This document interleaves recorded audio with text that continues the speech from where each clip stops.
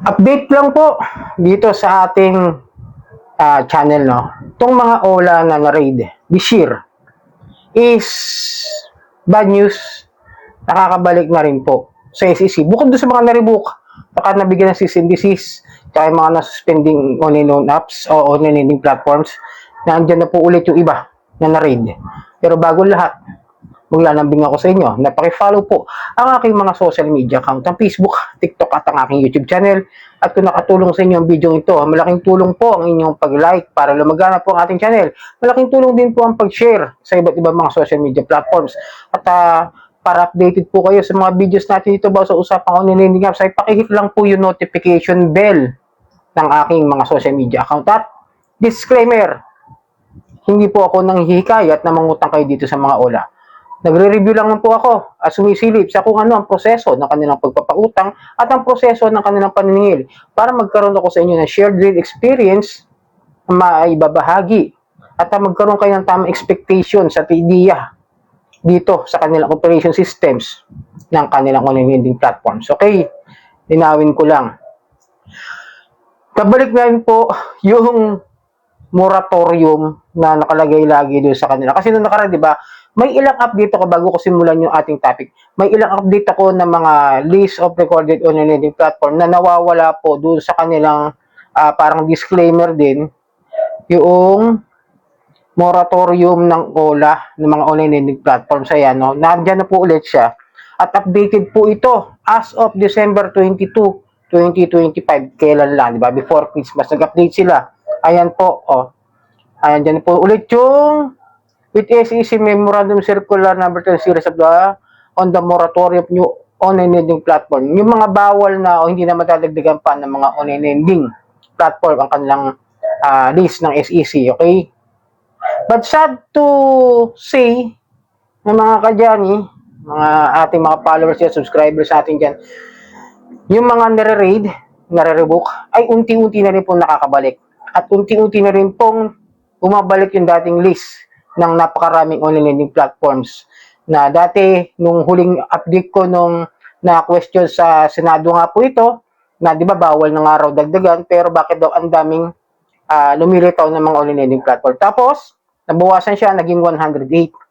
But unfortunately this year ay this month at pagsilip ko nito kagabi lang, nakita ko na nasa 117 na po ulit yung mga online lending platform na nasa list. Okay? So, ano po yung OLA na raid na nakabalik na po dito sa SEC? Okay?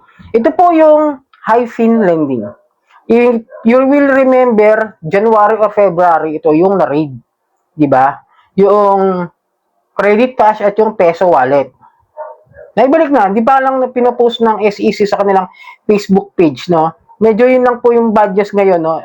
Patapos na yung taon pero makakasaga pa rin tayo ng hindi magandang balita dito sa mga online loan app victims community. Okay, papalahan ako ng kuyo. Andiyan na po ulit sila. Pwede na po silang bumalik sa Play Store, pwede silang bumalik sa website, pwede silang bumalik sa App Store, at pwede silang mag-operate legally. Sad to say lang po. Okay, ito po yung order ng revocation, sabi ng SEC. Order of revocation was modified and lifted under SEC Unbank Case number 0625-576 promulgated on November 27, 2025. So recently lang din sila na-lift off at na-modified yung kanilang ano. Hindi ko nakalungkot lang na baka mga susunod na mga araw niya no mga weeks is baka makabalik diyan sila. Digido, di ba? Yung Easy Peso, the other online lending apps na nagkaroon ng suspension, di ba? Yung mga, alam nyo na yung ibig sabihin, kahit nga yung mga, baka yung mga matatagal na na-revoke dyan, hindi natin alam, baka nagpalit lang din ng pangalan. Alam nyo mga, syempre, once na ma-revoke, pwede mo sila mag-apply ng bagong lending company, sas gaganyan, tas magpapa-under sa ibang company. Ito lang yung ano ko, no? Ang dami kong questions lang about sa SEC. Hindi ko sila, wala akong masamang tinapay. Kasi ang mga tao ngayon, marami ng tanong sa mga ahensya ng gobyerno. Hindi ako nagiging revolutionaryo rito, no?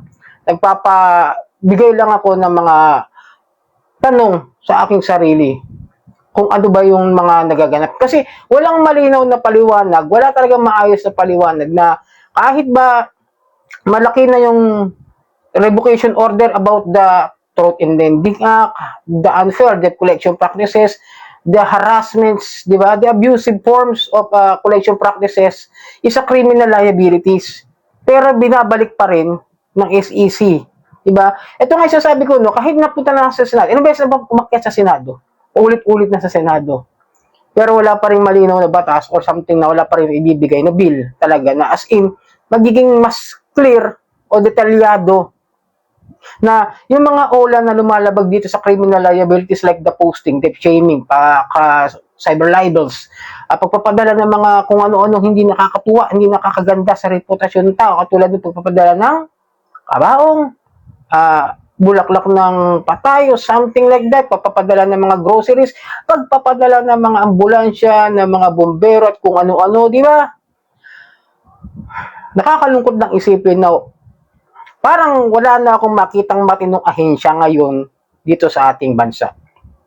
Yes, may problema. Nagkakaproblema sa financial yung mga tao ngayon, lalong-lalo na ngayon sa panahon na ito na sobrang hirap ng sitwasyon ng bawat isa. Kahit doble trabaho na. Ako, I will tell the truth na may trabaho na ako, kailangan ko pa rin magkaroon ng mga extra income dahil hindi basta-basta yung gasto. Yung 1,000 nga ngayon, maniwala kayo. Magdalaw mo lang yung 10 piso, mamayang hapon, wala na, ubus na.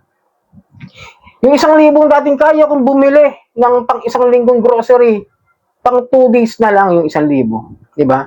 Ganun nakahirap yung sitwasyon natin ngayon. Na hindi na nga tumataas yung sahod, mas tumataas pa yung bilihin, at na nangyayari, syempre sinasamantala ito ng mga nagpapautang online. Sinasamantala yung pagkakataon ng kahirapan ng iba. Sasabi ko naman na hindi naman kasi talaga as in yung mga tao hindi mo sinasadya hindi makabayad. Nagkakaroon na lang talaga ngayon ng financial situations na hindi kagandahan.